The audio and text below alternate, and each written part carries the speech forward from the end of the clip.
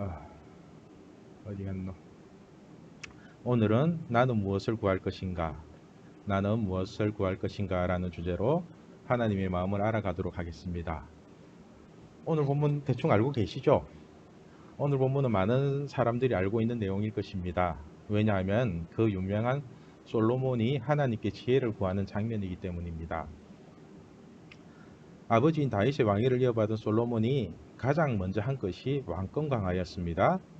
그래서 1절을 보면은 솔로몬이 애굽의 왕 바로와 더불어 혼인 관계를 맺어 그의 딸을 맞이하고 다윗성에 데려다가 두고 자기의 왕궁과 여호와의 성전과 예루살렘 주위의 성의 공사가 끝나기를 기다리니라. 자, 여러분, 여기에서 솔로몬이 애굽 왕 바로의 딸을 사랑해서 결혼했다는 느낌이 드시나요? 이 본문을 보면 느껴져요? 철저한 비즈니스 관계의 결혼이라는 게 느껴지시죠? 솔로몬이 애굽의 왕 바로와 더불어 혼인 관계를 맺어 그의 딸을 맞이하고 다윗성에 데려다가 두고, 여기에 무슨 사랑이 있어요? 그죠? 오죽하면은 바로의 딸 그 신부의 이름이 뭔지 말도 안 하잖아요. 말 그대로 주판을 튕기면서 철저한 계산에 의한 사업이라는 거 아시겠죠? 여러분, 이렇게 결혼하면은 서로가 불행해집니다. 그런데 요즘은 결혼 대상자를 시장에서 물건 고르듯이 이렇게 골라서 참 고민인데, 하여튼 오늘은 이게 중요한 게 아니라 이런 얘기 다음에 하기로 하고요. 이렇게 인간적인 방법으로 자신의 왕권을 강화하려고 하는 솔로몬이 하나님께 구하는 것을 보면 참 신기합니다. 지극히 인간적인 방법으로 왕권을 강화시키고 인간적인 방법을 통해서 그렇게 자기 왕권을 지키고 있는데, 하나님께 구하는 것을 보면 굉장히 영적인 것을 구합니다. 자신의 잔머리를 굴리고 악인의 꾀를 따르는 솔로몬 왕이 하나님께 하는 행동과 하나님께 구하는 것은 지극히 영적이라는 것입니다. 이러한 모순은 오늘 본문 곳곳에서 등장합니다. 오늘 본문을 크게 두 가지로 살펴보면, 첫 번째는 산당에서 하나님께 예배를 드렸는데 이 예배를 하나님이 받으셨다는 것입니다. 그리고 두 번째는 솔로몬은 왕권 강화나 자기의 욕심을 구하지 않고 왜 하나님의 음성을 듣게 해달라고 구했냐는 것입니다. 이런 의문을 가지고 오늘 본문을 풀어가면 참 재미있을 것 같습니다. 자, 첫 번째 의문은 산당이 지금 이 시대에 주는 의미가 무엇이며 하나님은 그 예배를 왜 받으셨는가입니다. 2절과 3절을 보면은 산당에서 예배드리는 장면이 나옵니다.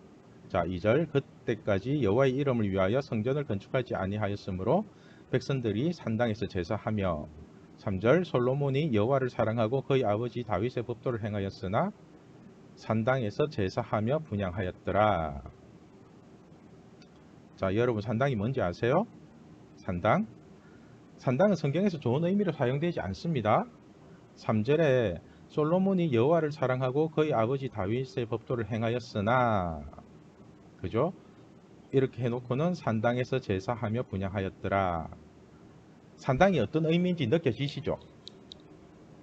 문맥적으로 보면은 좋은 느낌은 아니잖아요. 이런 게 느껴지면은 국어를 잘하게 되고 성경을 쉽게 이해할 수 있습니다. 아무튼 성경에서 말하는 산당의 의미는 이방 신들을 섬기는 장소를 말하는 것입니다. 쉽게 말해서 우상 숭배의 장소가 산당입니다. 바알과 아세라를 음란하게 위하고 이방신들을 음란하게 섬겨, 이런 표현들이 등장하는 장소가 바로 산당입니다. 우리나라에서도 무당들이 구슬을 하는 장소나 자신들의 귀신을 모시고 있는 장소가 산당입니다. 산당을 사진을 보면 산당이 어떤 곳인지 대충 아시겠죠? 이게 산당입니다. 그죠? 그리고 넓은 의미로는 충렬사 같은 다른 조상들의 위패를 모셔놓은 곳을 산당이라고 할 수 있습니다. 충렬사 가보셨어요? 동대구 안락동에 있는 거. 이게 충렬사 전경이고, 이게 충렬사 입구에 거기 사진이고, 여기가 충렬사의 위패를 모셔놓은 곳입니다. 그죠? 이 위패들, 죽은 사람들의 영혼이라고 하는 거죠. 그러니까 충렬사는 임진왜란 때 부산 지역에서 일본군과 싸우다가 순절한 호국 선열의 영령을 모신 사당입니다. 나라에서는 호국 선열의 숭고한 뜻을 기리기 위한 산 교육장이자 호국 충절의 요람지라고 말하지만 성경적으로는 우상 숭배에 가까운 장소입니다.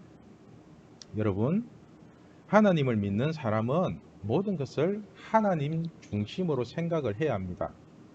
그래서 나라도 하나님이 지켜주셔야 되는 것이지 사람의 힘으로 지키는 것이 아닙니다. 겉보기에는 사람이 한 것 같아도 그 중심에는 항상 하나님이 있어야 합니다. 이것이 하나님을 진짜로 믿는 사람이 가지고 있는 중심입니다. 여러분들도 이 중심이 흔들리지 마시기를 바랍니다. 열왕기상 15장 11절에서 14절을 보면은 산당의 의미가 무엇인지를 정확하게 알 수 있습니다. 자, 11절 아사가 그의 조상 다윗같이 여호와 보시기에 정직하게 행하여 아사는 왕 이름입니다. 그러니까 아사 왕은 하나님 보시기에 정직하게 행하였습니다. 12절 남색하는 자를 그 땅에서 쫓아내고 그의 조상들이 지은 모든 우상을 없애고 모든 우상을 없애고 아사 왕은 동성애하는 사람들을 다 쫓아내고 조상들이 만든 우상들을 다 파괴했답니다.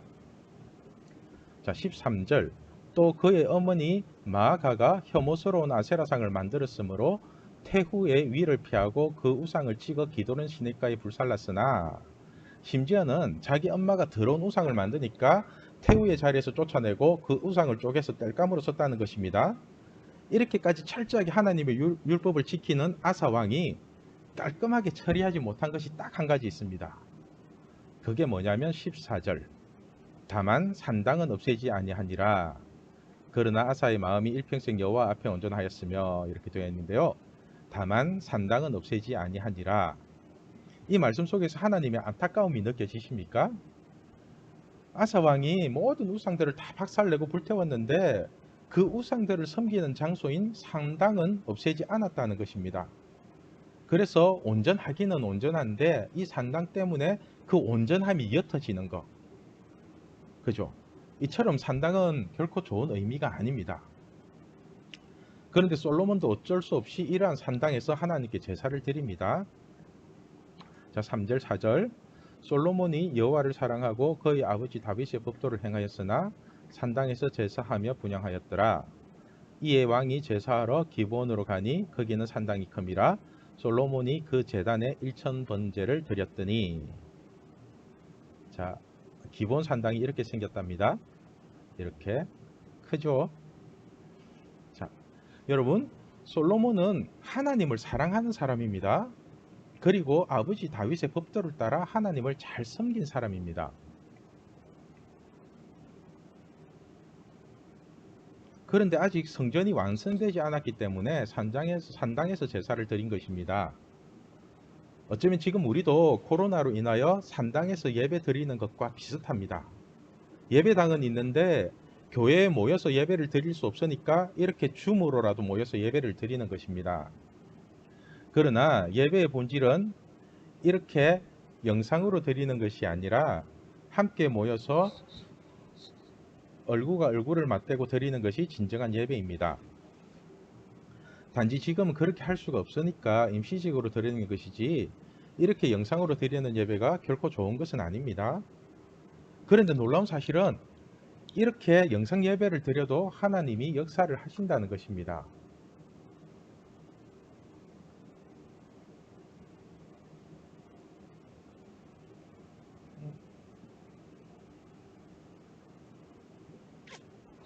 스피커 꺼. 잠깐만요. 너 스피커 켜놨니? 아이씨, 엄청. 네. 미안해요. 영민이가 스피커를 켜가지고 이중이 막 그렇게 들렸어요. 네. 자, 오늘 본문에서도 솔로몬 왕이 기브온 산당에서 하나님께 1000번제를 드립니다.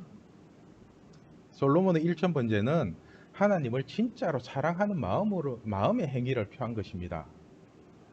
여러분, 사랑에는 반드시 그 사랑에 맞는 행위가 따라오게 되어 있습니다. 그래서 사랑하는 사람의 행위를 보면은 그 사람이 진짜로 사랑하는지 아닌지를 알 수가 있습니다. 사랑한다고 하면서도 돈 쓰는 것을 아까워하고 밥 한 그릇도 안 사준다면 그게 무슨 사랑입니까? 그거 사랑 아닙니다. 만나서 데이트하는 비용이 아까운데 그게 무슨 사랑입니까? 여러분, 돈이 많아서 밥을 사주고 돈이 없어서 밥을 못 사준다고 생각하십니까?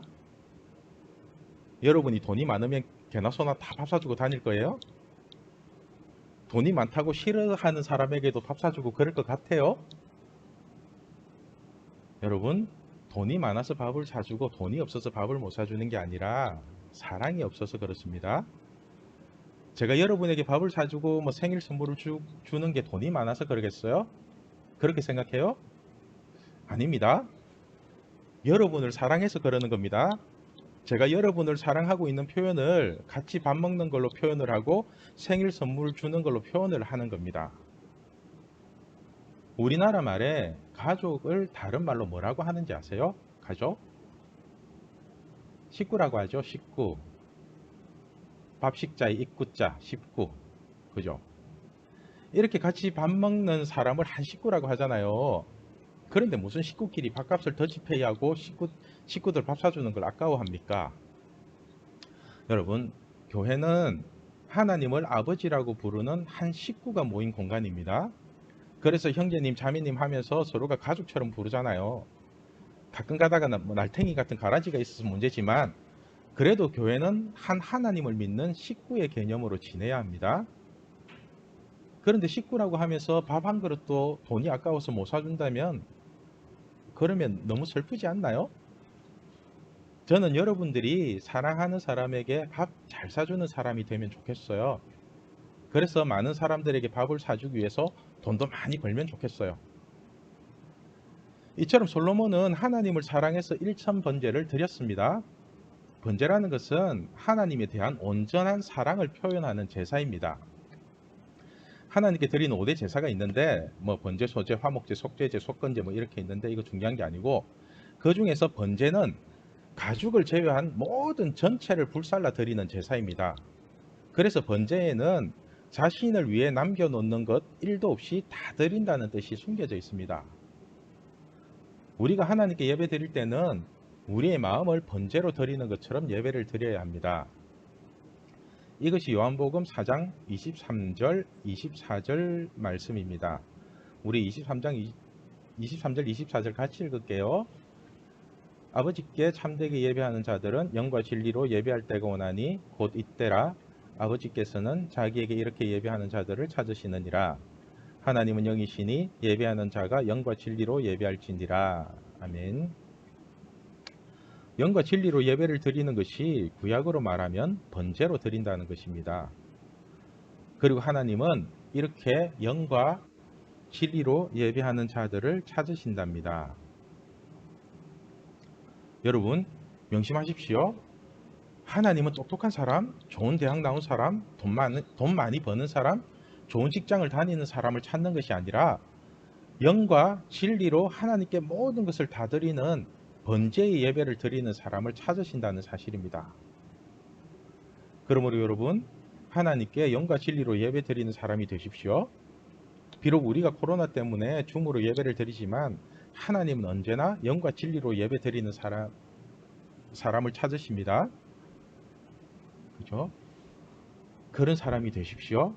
그럼 하나님이 솔로몬의 1000번제를 기뻐 받으셨던 것처럼 여러분의 예배를 기뻐 받으실 것입니다. 여러분, 하나님이 솔로몬의 1000번제를 기뻐 받으시고 무슨 일이 일어났는지 아세요? 하나님을 만나는 사건이 일어납니다. 그리고는 하나님이 내 소원이 뭐냐고 물어보십니다. 5절 말씀입니다. 기브온에서 밤에 여호와께서 솔로몬의 꿈에 나타나시니라. 하나님이 이르시되 내가 내게 무엇을 줄꼬 너는 구하라. 그죠? 구약 성경을 보면은 하나님은 꿈으로도 말씀하시는 경우가 종종 있습니다. 그래서 성경에는 징조가 있는 꿈이라는 표현도 있고 요셉도 꿈으로 비전을 받아서 애굽의 총리가 되기도 합니다. 그렇다고 여러분 너무 꿈에 얽매이지 마시기를 바랍니다. 왜냐하면은 지금은 정확한 성경 말씀이 있기 때문에 그렇습니다. 그래서 성경 말씀을 정확하게 풀려고 노력해야지 말씀을 꿈 해몽하듯이 자기 입맛대로 해석하면 안 됩니다. 오늘 말씀도 까딱 잘못하면은 1000번제가 중요해 보이는데 하나님은 솔로몬의 1000번제를 받으신 게 아니라 1000번제를 드리는 솔로몬의 마음을 받으시고 응답하신 것입니다. 하나님은 항상 우리의 중심을 보시는 분입니다. 하나님은 솔로몬의 중심을 보시고 너무 좋아서 솔로몬에게 무엇을 해줄지를 먼저 묻습니다. 이 하나님의 기쁨이 느껴지십니까? 제가 하나님에 대해서 잘 아는데 하나님이 먼저 이렇게 뭐 해줄지를 묻는 경우가 잘 없습니다. 그러므로 여러분도 비록 산당과 같은 장소일지라도 하나님을 진심으로 사랑하는 마음으로 예배를 드려보십시오. 그럼 하나님이 여러분에게 내가 너에게 무엇을 줄고 너는 구하라 라고 말씀하실 것입니다. 만약에 하나님이 여러분에게 내가 내게 무엇을 줄고 너는 구하라고 한다면 여러분은 무엇을 구할 것 같습니까? 여러분이 아무런 목적도 없이 그냥 하나님이 좋아서 찬양하고 그냥 하나님 좋아서 예배를 드렸는데 하나님이 물으십니다. 사랑하는 우리 딸, 사랑하는 우리 아들, 아빠가 뭐 해줄까? 전지전능하신 하나님이 여러분에게 이렇게 물으신다면 여러분은 무엇을 구할 것 같아요? 영민이 너 뭐 구할 것 같니? 돈을 구하겠답니다. 좋죠? 환영합니다. 그런 거. 윤호는 뭐 구할 것 같니? 아직 몰라. 그래 나중에 생길 거야. 오늘 예배 드리고 나면은. 그죠? 저는 하나님을 만나고 난 뒤에 뭐 구했는지 아세요? 제가 그때 하나님 마음에 합한 자가 되게 해달라고 구했어요. 미쳤죠, 제가. 저는 하나님 마음에 합한 자가 되는 게 이렇게 힘들 줄 몰랐어요. 어이씨, 지금 다시 구하라면은 이런 거 안 구하고 좀 편한 거 구할 건데. 아무튼 이렇게 묻는 하나님에게 솔로몬은 기다렸다는 듯이 대답하는 것이 아니라 지금 자신의 심정을 진솔하게 얘기합니다. 이것이 이제 6절, 7절, 8절 말씀인데 이 뭐 얘기 길게 뭐 솔로몬이 이르되 주의 종 내 아버지 다윗이 뭐 성실과 공의로 이렇게 쭉 얘기하는데요. 이 6절, 7절, 8절 내용은 쉽게 말하면은 내가 아버지 다윗 덕분에 왕이 되었지만 사실 백성들을 어떻게 다스려야 할지를 모르겠습니다. 이런 내용이거든요. 이렇게 자신의 솔직한 심정을 먼저 하나님께 말씀드립니다. 그리고는 9절에 진짜 구해야 할 핵심을 구합니다. 우리 9절 말씀 같이 읽겠습니다. 9절 누가 주의 이 많은 백성을 재판할 수 있사오리까? 듣는 마음을 종에게 주사 주의 백성을 재판하여 선악을 분별하게 하옵소서. 그죠? 오늘 말씀 중에 이 말씀이 가장 중요합니다. 솔로몬은 듣는 마음을 달라고 하나님께 구했습니다. 우리는 솔로몬이 지혜를 구했다고 알고 있는데 성경은 듣는 마음이라고 정확하게 표현을 합니다. 결국 솔로몬이 구한 것은 하나님의 음성을 듣게 해달라는 것입니다. 그 이유가 선악을 정확하게 분별하기 위해서입니다. 그러니까 듣는 마음 이꼴 선악을 분별하는 것이 됩니다. 그런데 하나님은 듣는 마음을 구하는 솔로몬의 기도가 너무너무 마음에 들었나 봅니다. 그래서 솔로몬이 구하지 않은 부귀와 명예와 장수도 바리바리 다 챙겨주십니다. 10절 솔로몬이 이것을 구하며 그 말씀이 주의 마음에 든지라. 자, 이것이 뭐죠? 이게 듣는 마음이죠. 솔로몬은 듣는 마음을 하나님께 구했습니다. 그러니까 솔로몬이 하나님의 음성을 듣게 해주세요 라고 구하니까 그 말이 하나님의 마음에 쏙 들었다는 겁니다. 그 이유가 11절 이에 하나님이 그에게 이르시되 내가 이것을 구하도다. 자기를 위하여 장수를 구하지 아니하며 부도 구하지 아니하며 자기 원수의 생명을 멸하기도 구하지 아니하고 오직 송사를 듣고 분별하는 지혜를 구하였으니. 그러니까 일반적인 사람 같으면 오래 살게 해달라거나 돈 많이 벌게 해달라거나 저 원수 같은 놈 좀 죽여주세요 라고 구하는데 솔로몬 왕은 송사를 듣고 분별하는 지혜를 구했다는 겁니다. 이것이 하나님의 마음에 흡족했나 봅니다. 그래서 하나님은 솔로몬에게 일반적인 사람들이 원하는 모든 것을 다 덤으로 주십니다. 11절, 12절, 13절, 14절 말씀입니다.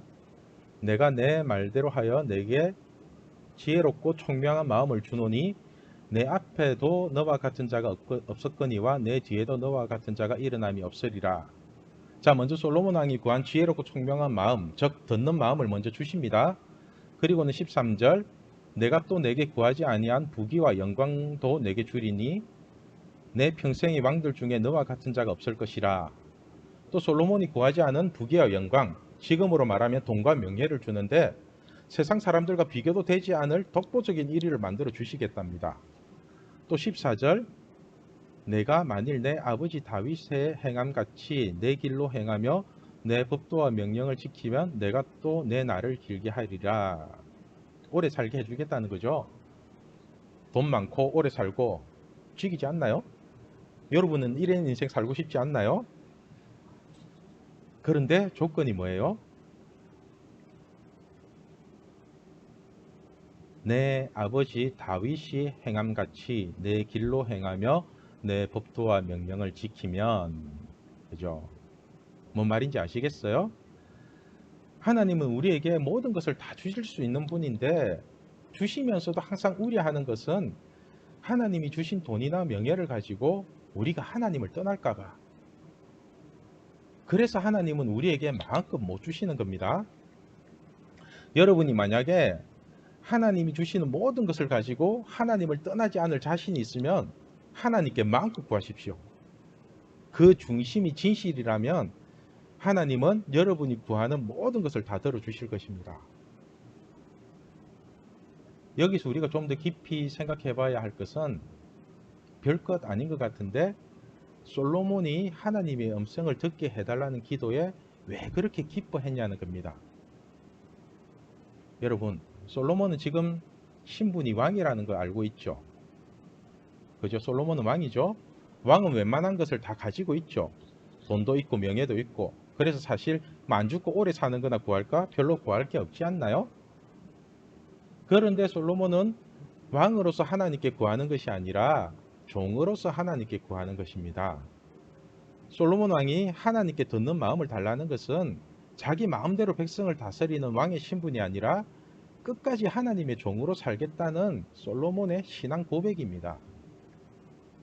누군가의 음성을 듣고 움직인다는 것은 그 사람의 부하나 종이 되는 것입니다.